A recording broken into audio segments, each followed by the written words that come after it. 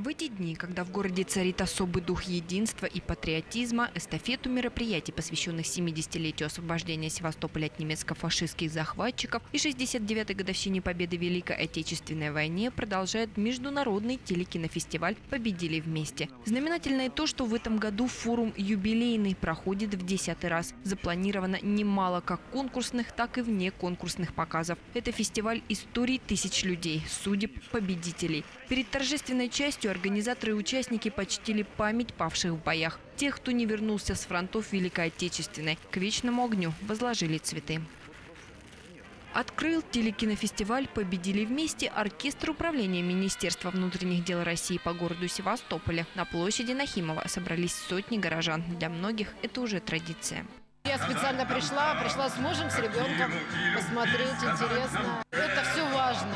Важно для морального развития, для прочего. Вот у меня дочка там бегает. Тоже она пока побегает, посмотрит и потихонечку будет уже вникать. Мне кажется, что у нас в городе немножко как бы сравнивая свои визиты в Россию к родственникам, чуть-чуть не хватало до этого времени. Ну и понятно, что Украина была все такое, какой-то этой нотки патриотичности. Не хватало нам. Сейчас это все возвращается, этому безумно рады. Прекрасное ощущение. Особенность фестиваля в том, что он впервые проходит в юрисдикции России. Организаторы отмечают, участвуют 15 стран. Конкурсантов свыше 100 человек. Такого международного интереса за 10 лет никогда не было.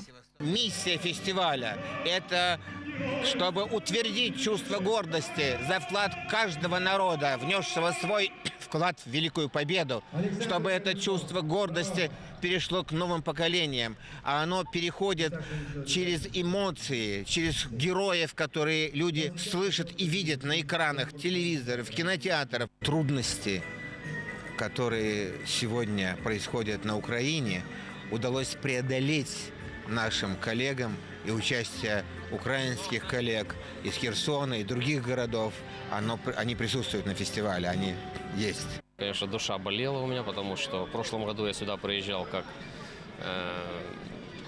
к себе домой, а в этом году я уже ехал, заполняя декларацию за границу. Это фестиваль мира. Фестиваль мира, потому что откликнулось кино и телевидение. На сегодняшний день это как никогда актуальная тема. Это надо делать, это надо показывать, потому что народ, особенно молодежь, стала терять этот иммунитет. Фестиваль, пока он будет жить, пока мы будем это показывать, пока мы будем делать летопись о той ужасной войне, это будут видеть люди, и они будут понимать, что это безумие повторять нельзя. А эти фестивали объединяют. По традиции базой проведения фестиваля выступает Севастопольская государственная телерадиокомпания. На конкурс экспертной комиссии отобрано свыше 60 творческих кино- и телеработ. Очень жалко, что в этом году практически нет радиоработ, только одна, и было решено не проводить конкурс в радиономинациях. Но эти все работы на военно-патриотическую тематику и самых разнообразных тем. И очень интересно на самом деле, когда там сегодня, например, конкурсные показы были начаты с шведского показа, посвященного именно Севастополю, именно хронике освобождения Севастополя. Все это очень интересно.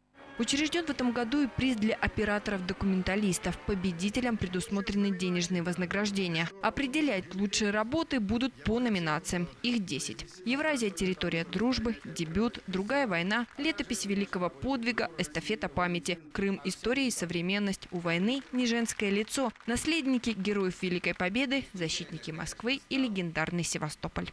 Первое, что человек воспринимает тему, да? Но, тем не менее, это фестиваль профессиональный, поэтому мы будем давать за профессию. Тема как одна из составляющих. А вот профессия – это очень важно.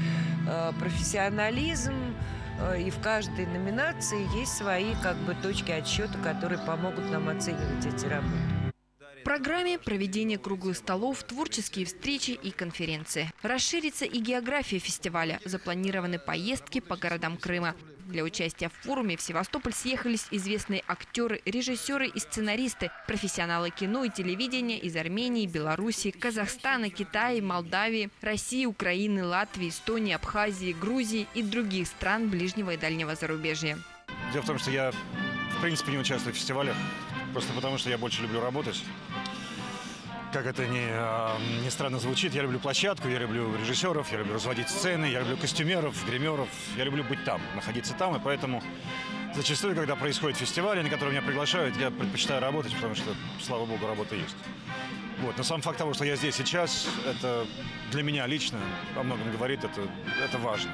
Для меня это важно, потому что я хотел быть здесь, я хотел почувствовать энергетику момента, энергетику происходящего.